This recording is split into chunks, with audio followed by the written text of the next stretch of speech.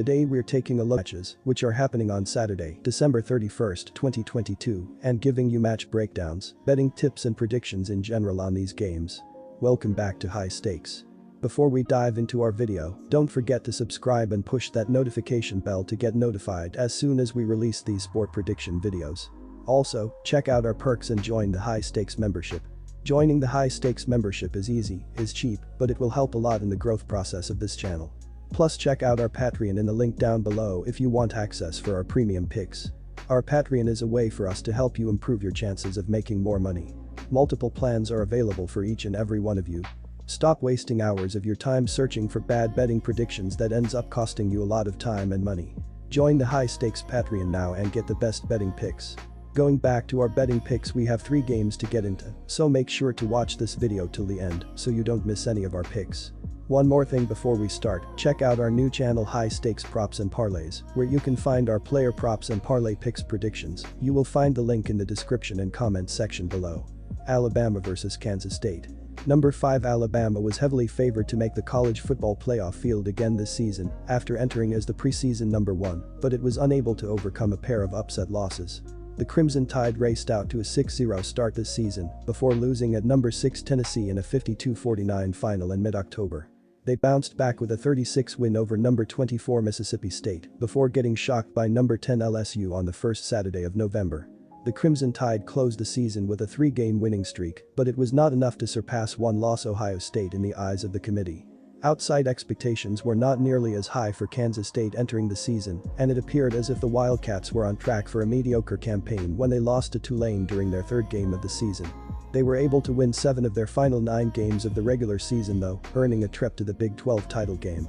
Kansas State took advantage of its rematch opportunity against the Horned Frogs, notching a 31-28 win in overtime to secure the Sugar Bowl berth. The Wildcats are expected to be the more motivated team overall, as they have not had any players opt out of this game. They are playing in a New Year's Six bowl game for the first time since 2013. I understand all the love for Kansas State. The Wildcats put together a solid season and are going to be motivated for a matchup against college football's powerhouse, while the Crimson Tide are not motivated after missing out on the college football playoff. This is still a Nick Saban-led team that has Heisman Trophy caliber players leading their offense and defense, though. Young and Anderson are both playing, and while the Alabama might be thin at some positions, its top-shelf talent is far superior to Kansas State's. The Crimson Tide are also riding a 14-game winning streak in the month of December. Saban's team is tough to beat late in the year, and I suspect that they are tired of hearing about how much they don't care about this game. Our team pick is Alabama minus 6.5 points. I expect the Wildcats to do their best to control the pace of play and keep the ball out of Bryce Young's hands. K-State has the ground ability to move the sticks and churn out long drives. Alabama has been great at holding opponents on 3rd downs, and if K-State finds themselves in obvious passing downs, the pass rush of the Crimson Tide will keep Howard uncomfortable in the pocket.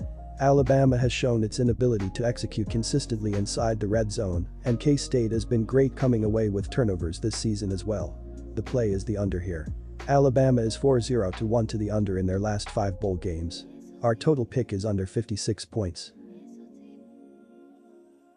Kentucky vs Iowa. The Hawkeyes finished the regular season with the 2nd lowest total yards gained in the country, 255.4 per game. Their offense ranked 122nd in rushing yards, 97.3, while averaging just 2.9 yards per carry. Spencer Petras tossed for 1,725 yards, 5 touchdowns, and 5 interceptions in 12 starts, and freshman running back Caleb Johnson led the way with 142 totes for 762 yards and 6 touchdowns. Senior Sam Laporta, who had 53 catches for 601 yards and a TD this past regular season, is expected to return from an injury and play against Kentucky. On the defensive side of things, the Hawkeyes did an excellent job in 2022. They were yielding 14.4 points per game, 6th in the country, on 173.8 passing yards, 9th, and 104.1 rushing yards, 13th. Senior LB Jack Campbell had 115 tackles and a couple of picks, sophomore CB Cooper Dejian posted 68 tackles and 4 interceptions, including a pair of pick sixes, and senior safety Kevin Merriweather added 47 tackles and 3 interceptions. Merriweather opted out to prepare for the 2023 NFL Draft, while Dejian is questionable to play due to an injury. The Wildcats were scoring 22.1 points per game last regular season, 105th in the country. Their offense was 107th in the nation in rushing yards, 120.3 per game, and 101st in first downs, 18.3. Will Levi's tossed for 2,406 yards, 19 touchdowns, and 10 interceptions, while senior RB Christopher Rodriguez, who opted out as well, posted 175 carries for 904 yards and 6 touchdowns in just 8 appearances. Freshman wideout Barian Brown had 45 catches for 604 yards and 4 touchdowns, and fellow freshman W.R. Dane Key added 31 receptions for 472 yards and 6 scores. On the other side of the ball, the Wildcats were yielding 19.1 points per game, 11th, on 173.4 passing yards, 7th, and 146.8 rushing yards, 59th.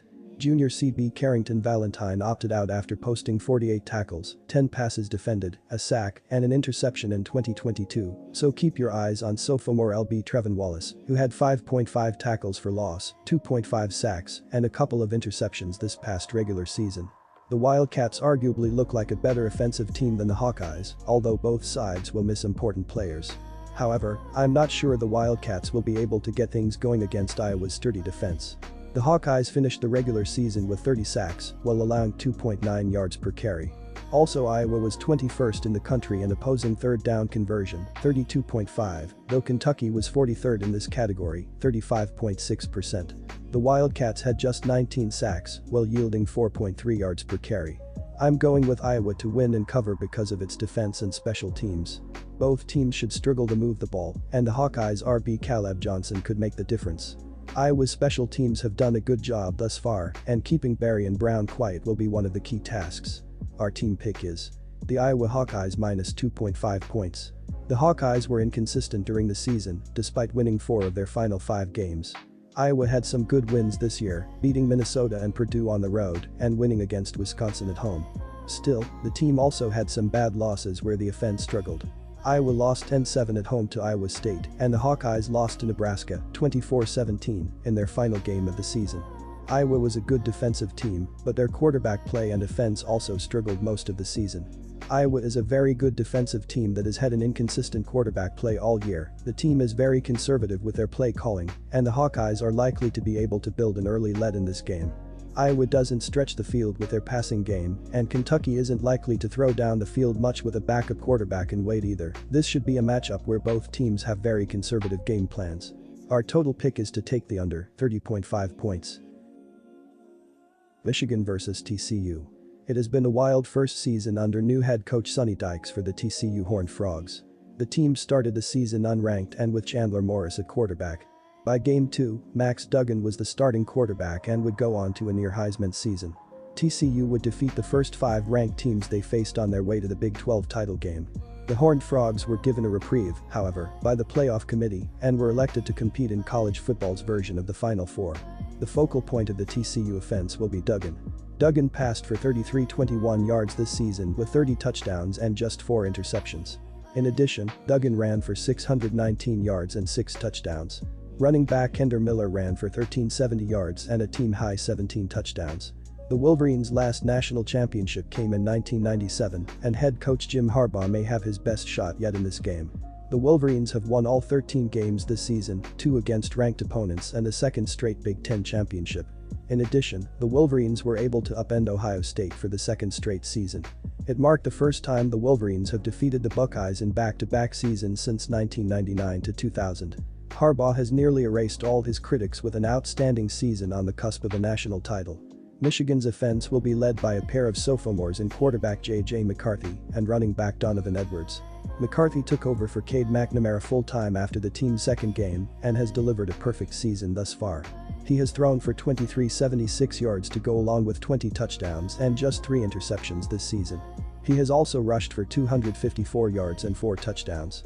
The running back position was manned nearly all season by Blake Corum, who rushed for 1,463 yards and 18 touchdowns. He got hurt prior to the Ohio State game and will be out for this matchup. In his stead will be Edwards. Edwards has rushed for 872 yards and 7 touchdowns, including 216 yards and 2 touchdowns against Ohio State. The Wolverines have 5 receivers with at least 3 touchdowns, with Ronnie Bell being the team's most dynamic threat this season. He has 56 catches to lead Michigan. TCU has been one of the feel-good stories of the college football season, but their run will end here. The game will ultimately be decided by the contrasting styles of play. Michigan wants to pound the ball to set up the pass, while the Horned Frogs like to put the ball in the air and run to keep the defense honest. The Wolverines will certainly be facing a more formidable quarterback in terms of mobility than they have in the Big Ten. Michigan allowed -4 yards rushing and 44 attempts against the 10 Big Ten quarterbacks they faced this season. The Wolverines have been phenomenal protecting the edge, and the return of Morris should only accent that. For all of Duggan's exploits, he is only averaging 3.4 yards per carry this season. On the other side of the ball, Michigan will pound the 66th-ranked TCU rush defense with Edwards to set up play action for McCarthy. McCarthy had 6 touchdown passes in the team's last 2 games as the young signal caller matures into his role. Ultimately, this game will come down to Michigan's ability to control the point of attack. They have a big offensive line that thrives on the ground game and an aggressive defensive line that can pressure the quarterback. Look for the Wolverines to get a lead in the second half and control the clock and wear down the Horned Frogs. In a game that shouldn't feature many turnovers with 2 quarterbacks that have combined to throw just 7 interceptions, power will rule the day. Michigan will flex its muscles. Don't panic if the Wolverines start slow. They have an incredible plus 206-point differential in the second half of games this season. Our first pick is Michigan -7.5 points. This will be a defensive battle. The Michigan defense will cause a big challenge for the TCU defense, especially when it comes to their running game. Often, Duggan will be forced to scramble, but against a quick Wolverines defense, he may be forced to hand the ball off or opt for quick, short routes downfield. TCU's secondary has been dominant this year when it comes to forcing turnovers, so we will likely see Harbaugh prioritizing the run game over the passing game to prevent interceptions. The Horned Frogs typically rely on the ground game and gain big yards when Duggan steps out of the pocket, but against this defensive line and secondary, we won't see much accomplished out of the pocket. With each of these defenses countering the strengths of the offense, expect a low-scoring affair and take the under. Our second pick is take the under, 58.5 points.